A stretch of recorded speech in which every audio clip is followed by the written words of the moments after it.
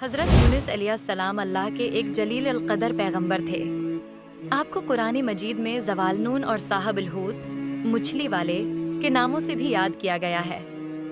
आपका ताल्लुक बनी इसराइल से था और अल्लाह ने आपको नीनवी की कौम की तरफ नबी बनाकर भेजा। नीनवा एक मशहूर शहर था जो आज के इराक के इलाके मोसल के करीब वाक़ था। नीनवी के लोग शरक करते थे और गुनाहों में मुब्तला थे।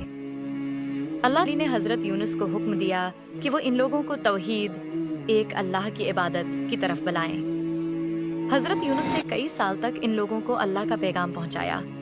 वो दिन रात अल्लाह की वहदानियत की दावत देते रहे, लोगों को नरमी से समझाते रहे, मगर कौम ने इनकार किया, मजाक उड़ाया और आपकी बातों को झटलाया। हज़रत यूनुस को उन पर बहुत अफसोस और गुस्सा हुआ। हज़रत यूनुस ने अपनी कौम को खबरदार किया कि अगर वो बाज न आए तो अल्लाह का अजाब आएगा।